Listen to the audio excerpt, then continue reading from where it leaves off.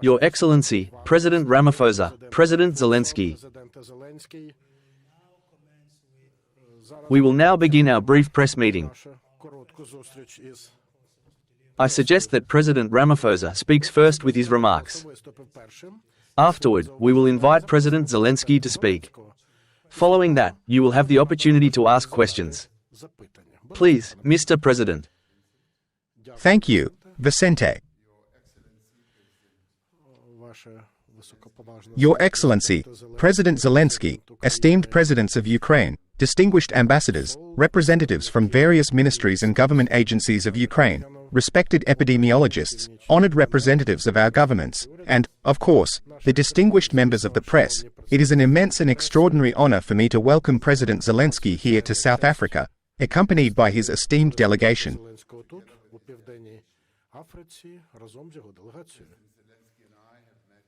President Zelensky and I have had the opportunity to meet on several occasions at various important summits and international gatherings. He has always expressed his desire to come to South Africa. Given the strong and long-standing ties we share with Ukraine, we believed it would be both highly fitting and of great significance for President Zelensky to make this important visit. This official working visit serves as a clear reflection of our shared commitment to further strengthening and enhancing the bilateral relations between our two countries, with the ultimate goal of fostering greater prosperity and well-being for the benefit of our peoples. In many respects, this is a truly historic visit. It marks the first time in 33 years, since the establishment of diplomatic relations between our two countries, that the head of the Ukrainian state has visited South Africa. This significant milestone underscores the deepening of our ties and the growing importance of our relationship on the global stage. We deeply appreciate and will always remember the unwavering support we received from Ukraine during our struggle for liberation. The solidarity shown by Ukraine during those challenging times was invaluable. We are also aware that many South Africans, while in exile, had the opportunity to receive training and support in Ukraine, further strengthening the bond between our two nations.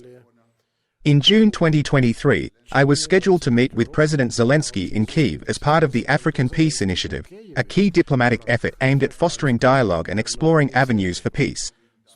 Unfortunately, circumstances at the time prevented us from having that meeting, but we are now grateful for the opportunity to engage directly during this visit.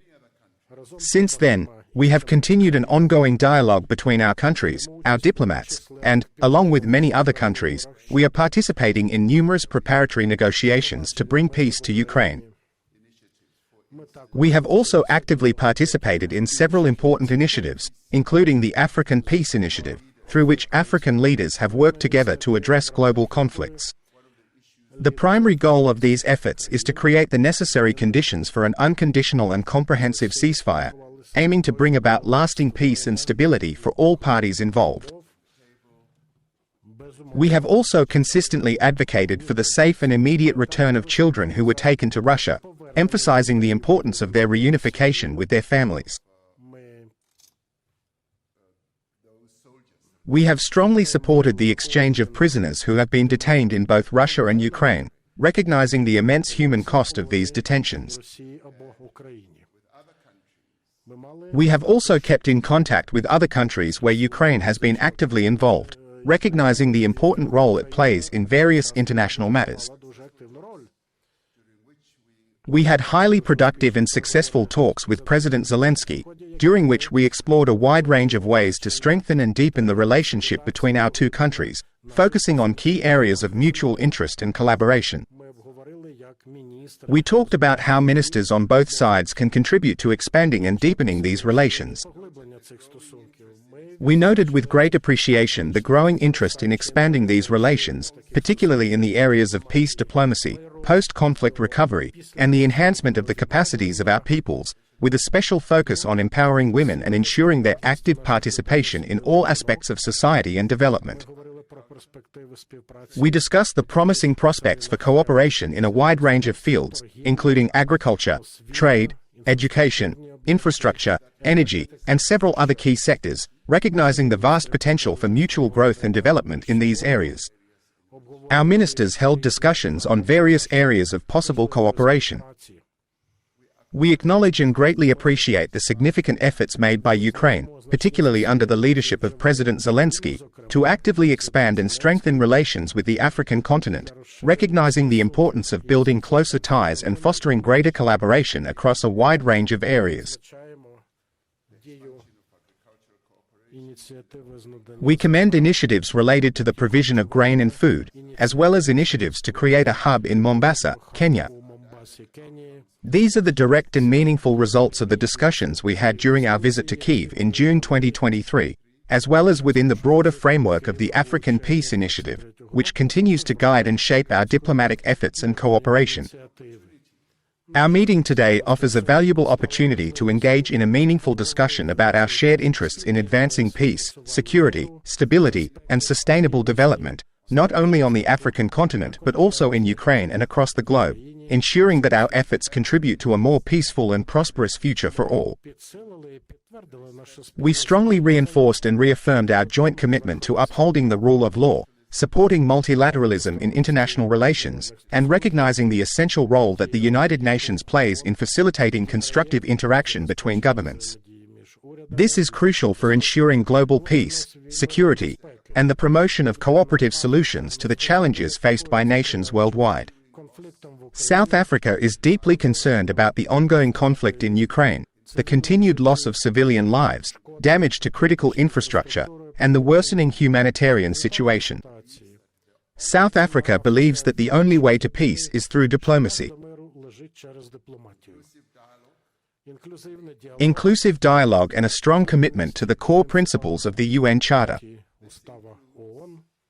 including the fundamental principle that all member states must resolve their international disputes through peaceful means, remain essential to fostering global stability and cooperation. Based on our own experience in the long journey toward democracy, we can confidently say that we deeply value the active involvement of all parties in conflict as a crucial step toward achieving peace. This inclusive approach is essential for reaching just and lasting solutions that can ultimately bring an end to wars and conflicts, ensuring stability and reconciliation for all those affected. If there is one fundamental lesson that South Africa's history has taught us, it is that diplomacy and dialogue are far more powerful and effective tools than any form of weaponry. Through our own experiences, we have learned that engaging in peaceful conversations, fostering understanding, and building mutual trust can achieve far greater and lasting outcomes than conflict and violence ever could. This is why South Africa has joined the African Peace Initiative and continues to participate in efforts under the Ukrainian peace formula.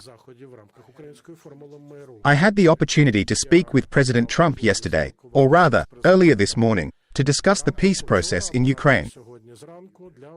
We both strongly agreed that the war must come to an end as soon as possible in order to prevent any further loss of life and the continuing destruction of communities, infrastructure, and the hopes for a peaceful future.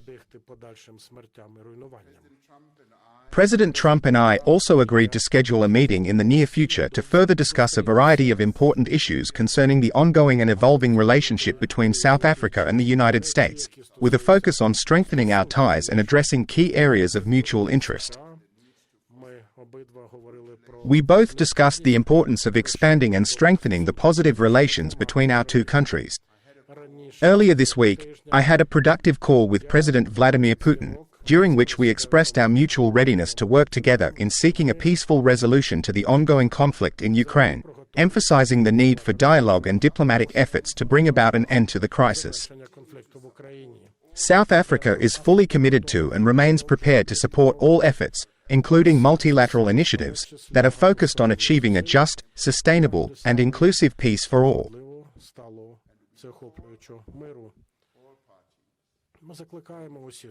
We call on all parties involved, including Russia and Ukraine, to ensure the establishment of a truly inclusive and unconditional ceasefire. Such a ceasefire is crucial to create the necessary conditions for further dialogue, allowing meaningful discussions that can ultimately lead to direct negotiations between the two countries in the pursuit of a peaceful and lasting resolution to the conflict. President Zelensky informed me that Ukraine is fully committed and ready to engage in meaningful discussions and negotiations with Russia. Furthermore, Ukraine has expressed its preparedness to implement a full, unconditional, and comprehensive ceasefire, recognizing that such a step is essential to create the necessary conditions for peace and to move towards a lasting resolution of the conflict.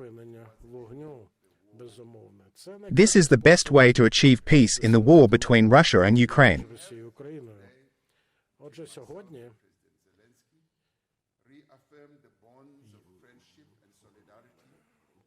So today, President Zelensky, have reaffirmed our ties between our countries, our solidarity, our readiness to continue working and contributing to the expansion of cooperation for the benefit of our peoples and our two countries.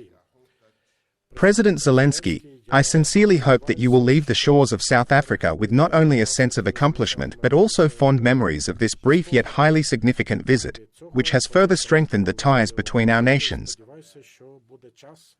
I hope you will have time to visit this country again, the best country in the world, South Africa.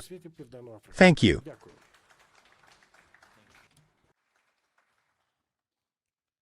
Thank you very much. Dear President Ramaphosa, distinguished guests, esteemed teams, and members of the press, it is an honor for me to be on my first visit to your country today.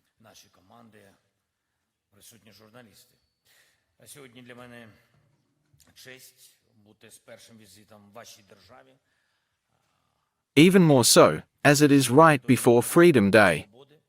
This holiday reflects the core values of your people and connects us with you, our shared pursuit of freedom, our pursuit of independence, equality, and respect.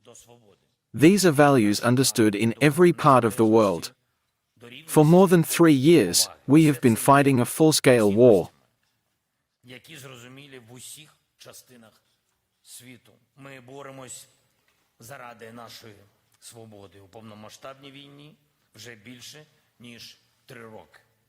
We are fighting against Russian occupation, against the humiliation of our people, against any kind of abuse of Ukraine and Ukrainians.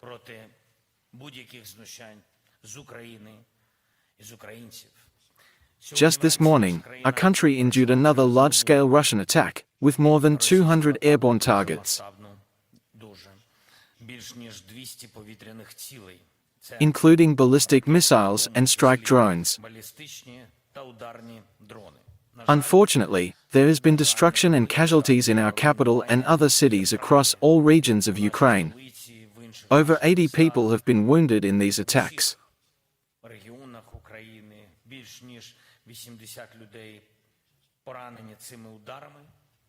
Sadly, there are fatalities today. In Kiev, among the dead, there were a brother and sister, aged 21 and 19. My condolences to everyone who has lost loved ones. As I speak, rescue operations are still ongoing. Because of this Russian attack, I have decided to shorten my visit to your beautiful country. However, I am leaving our foreign minister here to show our respect and to carry out all the planned meetings, which are very important at the ministerial level, with public leaders and also with students in your country.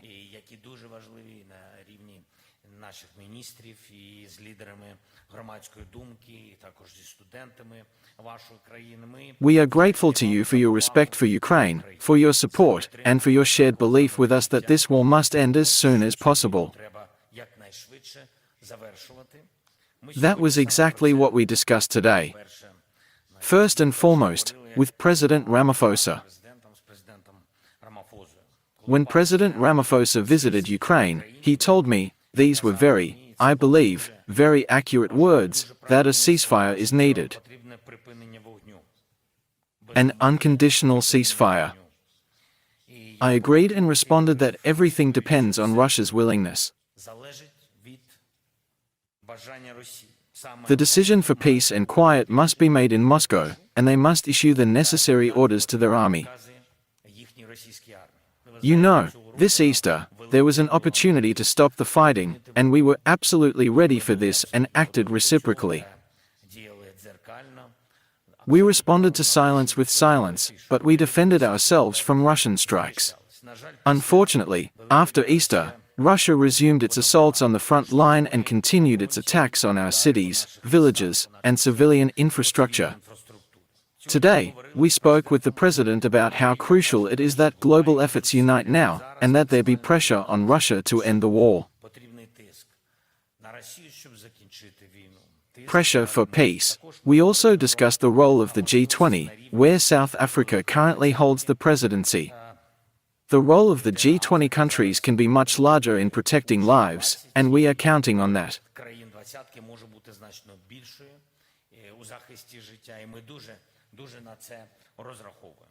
Of course, a very important bilateral agenda also exists. Ukraine has considerable strength in guaranteeing energy security and in industries such as fertilizer production. We also have good results in security manufacturing and technology. All of this can be part of our joint work with our partners. We are ready to work with South Africa to build more of the necessary industries for modern and resilient energy systems in your country, as well as new export opportunities. Ukraine proposes creating a joint mineral hub with South Africa. A hub for fertilizer production and transportation that would support your entire region. There is significant potential in the agribusiness sector. Our joint projects in agriculture and other sectors can increase bilateral trade between Ukraine and South Africa. We are ready to work together to create modern security systems, including at facilities such as your national parks, cities, and new technological advancements. From our side, we are ready to discuss this. We can also work together to significantly increase electricity generation in your country, from nuclear to renewable energy sources. Accessible, cheap energy always helps economic growth. I have instructed our officials to carefully work through every possible joint project between our countries. And one more thing. Today, I handed President Ramaphosa a list of 400 Ukrainian children, and this is very important to us. They are currently in Russia against their will. Unfortunately, because of the war, we have this terrible problem.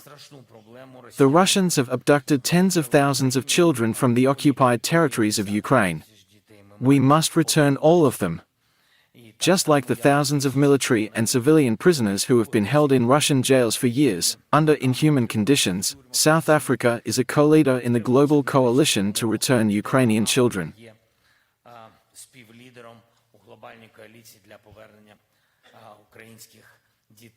I sincerely hope that President Ramaphosa will help us bring them back. Once again, thank you for this visit.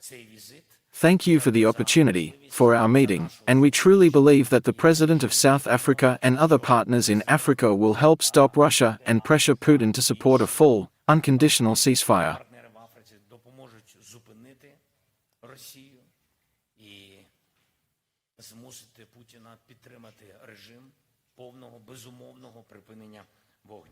Thanks. Glory to Ukraine.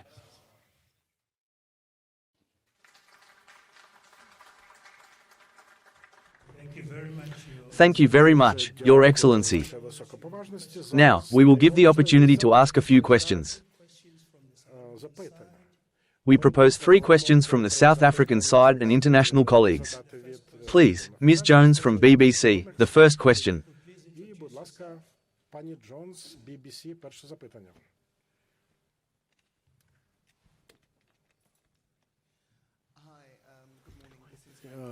Good morning. My name is Ms. Jones, and I represent BBC. I have a question for President Zelensky and also for President Ramaphosa. Do you think that the recent nighttime attack on Kiev was intentional, occurring during your visit? If so, why? All right, we can take one more question. Sophie, please hold the microphone closer. Thank you. I represent the South African Broadcasting Corporation. I have a question for both President Zelensky and President Ramaphosa. The peace process is a very complex issue. We see different interest groups from various regions and countries. President Ramaphosa, you have spoken with President Trump, President Zelensky, and President Putin. You communicate with the European Union. Do you think there is a possibility of a ceasefire? And who would act as the guarantors in such a case? This question is directed to both Presidents Ramaphosa and Zelensky. The final question concerns Mr. Trump's role. Recently, the US has been actively promoting a certain agreement, and it seems that Washington mentioned yesterday that it is losing patience.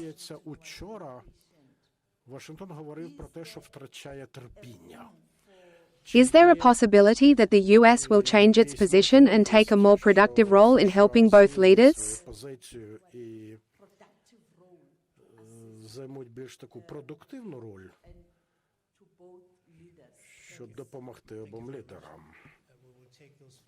Thank you. We will take both questions for the presidents. Let's start with President Zelensky's response. Please, go ahead. Each such attack, unfortunately, is far from being an isolated incident. These types of attacks happen regularly, and, sadly, they have become increasingly frequent over time, with each new assault adding to the disturbing pattern of escalation. Russian attacks have become a nightly occurrence, with approximately 100 to 120 Iranian Shah drones, along with other similar long-range drones often utilized by Russia, being launched in each strike. This means that, without exception, over 100 targets are struck every single night. Moreover, in addition to the drones, these attacks are also accompanied by a variety of missiles, including ballistic ones, which significantly amplify the destruction. Unfortunately, I wouldn't necessarily link this particular attack to any specific ongoing event or development that might provide a clear explanation. However, today's assault stands out as one of the most intense and audacious in recent times, with 215, if I'm not mistaken, recorded as strike drones, ballistic missiles, and other types of rockets, all aimed at various targets, including civilian infrastructure, people, residential areas, and essential facilities. This marks a particularly serious and devastating blow, one that causes immense destruction and has grave consequences for the affected regions. What is it connected with? As for any connection to the visit to South Africa, I wouldn't make that link, as there doesn't seem to be any direct or significant relationship between the two. Certainly, Putin doesn't like Ukraine's presence in Africa. He doesn't want Ukraine to establish normal, human, and primarily humanitarian and economic relations with the countries on your continent, as he is opposed to any efforts that might foster genuine cooperation and mutual prosperity. And Russia has always tried to undermine that, not only in Africa, but across other continents as well, unfortunately, also in Latin America and everywhere. They do this everywhere. They want an exclusive presence on the continents of your country and in other countries. This is their policy. Whether a country allows this or not is an internal decision for each nation. We, for our part, don't claim exclusivity. We are friendly, productive, and have good relations with your country and others. And this is the essence of freedom. This is the essence of competition. This is, in general, the essence, I believe, of common sense and life. People choose where they want to be, where it is pleasant for them, where there are people who share their values. You fought for all of this. And you have a great victory. And you know it. We are fighting for the right to choose. In all other areas, with whom to work? With whom to be in the future? Who to live with? That's why we are protecting our rights. This is what's happening. And Russia understands that Ukraine is standing firm, protecting its rights, and putting pressure on our people. It is also putting pressure on America, which is something I would associate with today's attack, or at least primarily. Or above all. Yesterday, there was a meeting in London. And indeed European countries, the United States, Ukraine, the UK, France, Germany, and the United States were present. The discussion was challenging and intense, but ultimately it was constructive, allowing for meaningful exchanges and the exploration of potential solutions. It ended not with disagreements, but with a desire to continue working together. I'm sure Russia was anticipating a major scandal yesterday, and while there were indeed some emotional reactions in the media space, at the end of the day, it's still just emotions, without any substantial or lasting impact. Russia dislikes the growing alliance around Ukraine because, if Ukraine is isolated and left to face the situation alone, it becomes a far easier target for Russia to control and undermine, both politically and militarily. However, I will tell you honestly, over these 3 years of war, we are much stronger. Even in the first days of the war, when we were almost alone, we managed to stand up. Believe me, now we are much stronger. But still, above all, we want the war to end. This is our desire. And today, when we started our discussion with President Ramaphosa, it wasn't about the economy, although that's important, it was about how to end the war. How to force a complete, unconditional ceasefire. And our second priority wasn't energy security, although it is important, but the issue of children. The list of children. South Africa has already helped us with this, and we want more help. This is what we want, and that's why our priority list of issues is structured this way. Yesterday in London, trust me, the #1 issue was how to end the war, how to stop something new from starting, how to stop Putin. That's it. That's it. As for the attacks, I will honestly tell you that this is not how it works. If Russia claims it is ready for a ceasefire, they need to stop the mass strikes on Ukraine.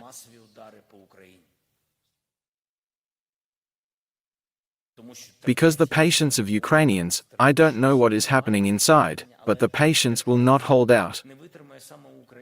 Do you understand? We are the ones under attack. No one else. I wouldn't wish this on anyone, but we are the ones under Russian missile attacks. Maybe I'm taking a very long time to answer, President Ramaphosa. Excuse me.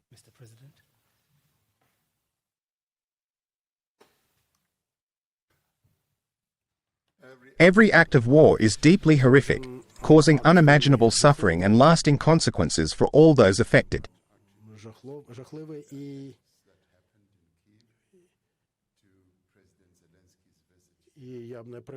And I wouldn't link the missile attacks on Kyiv to President Zelensky's visit. War manifests itself in many forms, in many variations. That is why we call for an end to this war. This war has not only had a profound impact on Russia and Ukraine, it has also deeply affected a number of other countries, both directly and indirectly, in ways that are far-reaching and complex.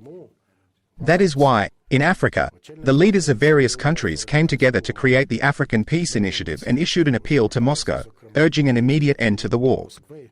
They emphasized the urgent need for both sides to sit down at the negotiating table in order to find a peaceful resolution and bring this devastating conflict to an end. Ultimately, every war comes to an end one way or another. The only question is when and under what circumstances that end will occur. In our view, the sooner this happens, the better, because the longer the war continues, the greater the chaos and suffering it causes, not only in Russia and Ukraine, but also for the wider region. Both countries have already endured immense negative consequences as a result of this war, and it is clear that further prolongation will only exacerbate the damage. This has negatively impacted trade between these countries and with other countries.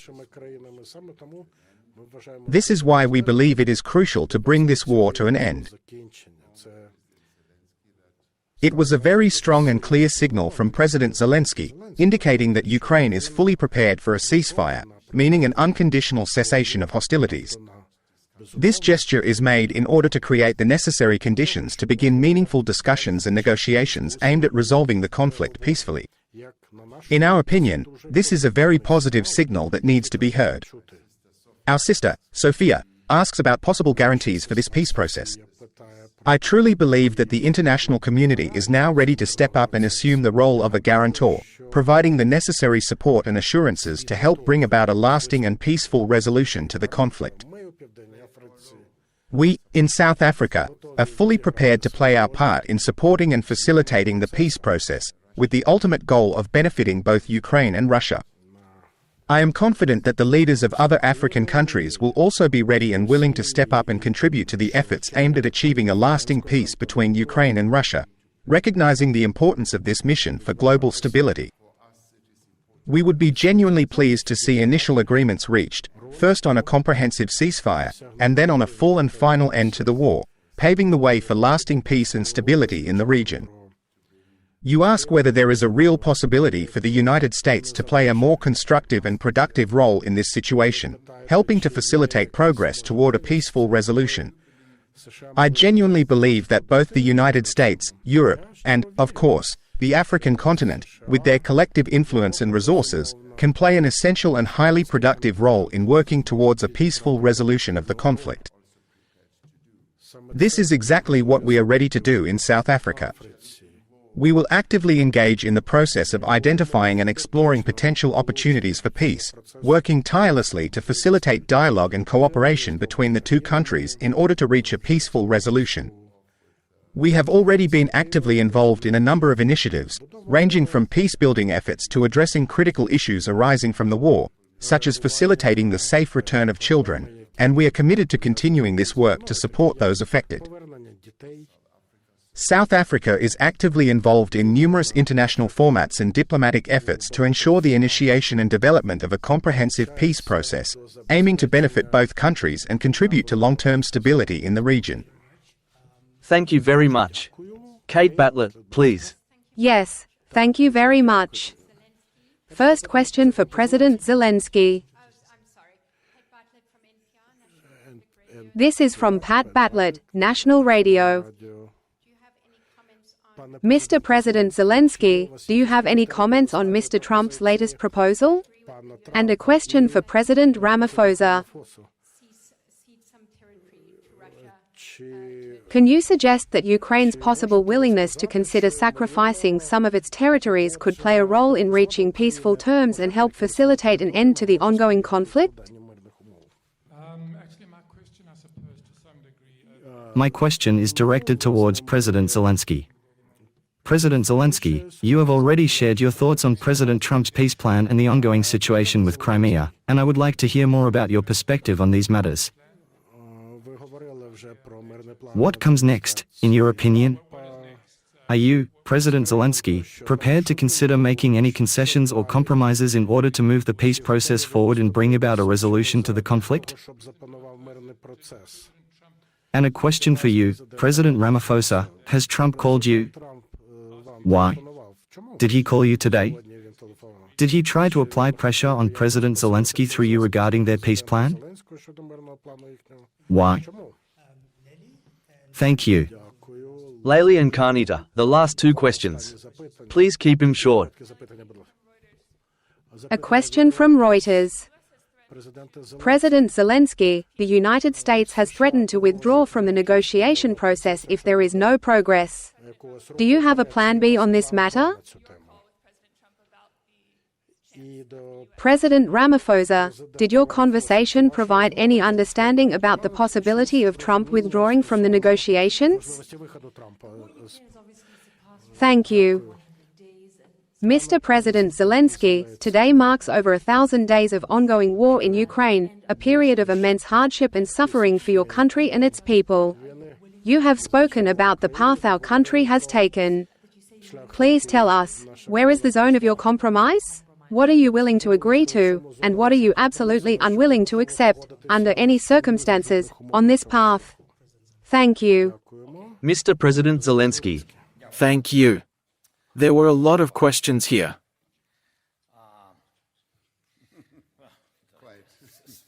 So let's try to address them step by step. First, President Trump. His team in Saudi Arabia proposed an unconditional ceasefire. Ukraine accepted this without hesitation. Russia did not. Then, as I mentioned this Easter, we began to hear signals in the media suggesting that Russia might be willing to engage, even in the absence of any formal relationships, and despite the ongoing war. In the media, we also communicated, albeit through unofficial statements, that we are ready to engage in dialogue, and we have already taken mirrored steps in response, demonstrating our willingness to move forward. Russia did not fire, and we did not respond. President Trump proposed a mineral deal. Everything that was outside the boundaries of Ukraine's constitution has been carefully removed, ensuring that all actions are in full accordance with the country's legal framework. We immediately went to the memorandum, which did not contradict our legislation, and we signed it. President Trump and the United States have stated that if either of the parties refuses to agree to a full and unconditional ceasefire, as well as other additional measures aimed at bringing both sides closer to ending the war, strong actions will be taken. These could include sanctions and other significant steps designed to encourage compliance and facilitate peace. We fully accept this. We do everything the partners have proposed. The only thing we cannot do is anything that contradicts our laws and constitution. This is clear because even the fight for the independence of our state, for our sovereignty, and for territorial integrity is a matter of our survival. And here we are completely direct and transparent. At the moment, I don't see any significant or strong pressure being applied on Russia, nor do I observe the introduction of new, robust sanction packages specifically targeting Russian aggression, which could potentially have a stronger impact. Well, for now, we are very hopeful. Without accusations, absolutely without emotions or accusations, we speak very directly. We believe that with greater pressure on the Russian Federation, we can bring our sides closer, if you want, though we are already close. Okay. Diplomatically speaking, we will be able to bring the side closer to a full, unconditional ceasefire. This is step one. And when we talk about compromises and similar concepts, I believe it's important to remember that we were attacked, our territory was occupied, and thousands, even tens of thousands, of people lost their lives. Many innocent children and adults were buried alive under the rubble. The fact that Ukraine is still willing to sit down at the negotiation table after a complete ceasefire, and after the full cessation of hostilities, with those responsible for this devastation, the terrorists who brought all this destruction upon our land, and exclusively on our land, is already an enormous compromise. The second story. We do not want this war to continue, and that is why we say the first step is the ceasefire. Let's say, all initiatives are important. There can be different initiatives. But still, every leader who proposes a peace initiative begins with what? A full, unconditional ceasefire. Everyone agrees to this, except Russia. Secondly, we need to return the children. This is a red line. We cannot forget about the children. Yes, we do not intend to forget about our citizens either. This, again, is our constitution, our rights, and our obligations. Next, we want to carry out an exchange of all for all. Military personnel, to bring back civilians, to bring back journalists. The first occupations of Ukraine were in 2014. People have been sitting in prison for almost 12 years in Russia. We want to bring people home. We want to bring children back to their parents, to their grandparents, if their parents died during this war. We do not want to give this up. Yes, and this is a red line. Who does this interfere with? What is wrong with this? Who will be the guarantor? Look, first of all, before talking about who can be the guarantor, we need to understand the guarantor of what. We very much hope and believe that the United States can apply more pressure, and there will be a full ceasefire. But there is a very serious question. Who will be the guarantor? The guarantor, first and foremost, must ensure the security of Ukraine, because we do not want this to turn into a frozen conflict. We don't want a situation where, in 1, 2, or 3 years, the war could erupt again and cause further harm. This is something everyone should be interested in, that the guarantors can be strong countries or strong alliances. I do not want to say much about NATO today, but in our continent, this is an understandable format.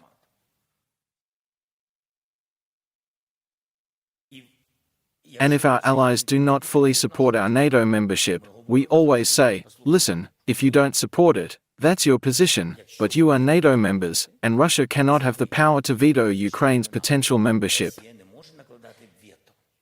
It's your decision. Whether we like it or not, but you are free people, and it's your decision. Okay, give us other security guarantees. And we want strong players among the security guarantors, players with power. Those who are not afraid of Russia and who have significant influence over it, whether through economic power or military strength, certainly play a crucial role in shaping the situation. The United States must certainly be there, and Europe must certainly be there because we are in Europe. And we would truly appreciate it if these strong and influential leaders could step forward, assist us, and help guarantee lasting peace in our region of the world. Today, you can't say that anymore, but it used to be possible. Today, such technologies exist that when there is war in Ukraine, there will be no peace in the world. This is the nature of modern war, unfortunately, and that is why we want the entire world to also support peace initiatives and force Russia to end this war. We would like representatives from the African continent to also be among these leaders. That's why we had a meeting, and it was a completely correct meeting. President Ramaphosa mentioned this point, and he was accompanied by several other African leaders. Together, they made their way to Moscow, where they strongly advocated for an unconditional ceasefire.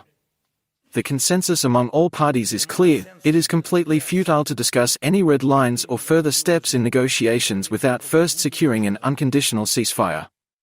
Believe me, without this critical first step, we are looking at a process that will stretch on for an extremely long time, a war that could drag on for years, with no end in sight. Achieving a ceasefire is not just a technical requirement, it is a demonstration of genuine political will. It shows that both sides are finally ready to take the necessary steps to bring the war to an end. Other leaders will help finish it. They will help. Someone will assist politically, others with their tools. But this is the second step. What compromises on territories? You asked. Look, it's very important to understand. The United States proposed its vision. There was a meeting in London. There was a corresponding strategy they proposed. Constructively, our team, along with the European team and representatives from the United States, engaged in thorough discussions on the matter. As a result, we were able to put forward key points that were agreed upon, and on paper, corresponding points were outlined and documented for further consideration. After the United States proposal, other papers appeared. And I believe this format, this document, is currently on President Trump's desk. Anything that contradicts or undermines our core values, principles, or the foundational provisions of our Constitution cannot and will not be included as part of any agreement or negotiation moving forward.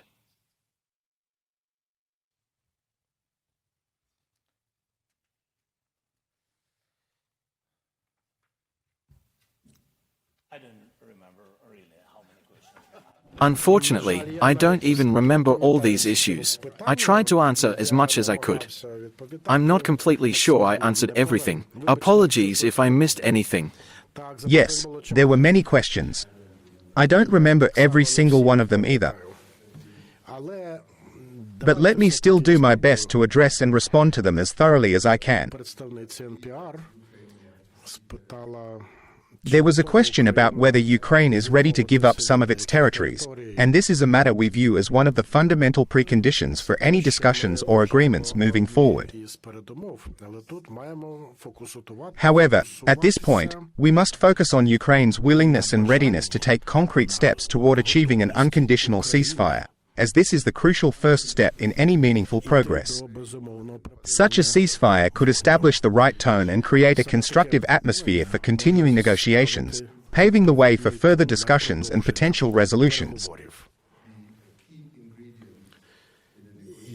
This should be a key element in the negotiation process. Therefore, I see this as a very positive step.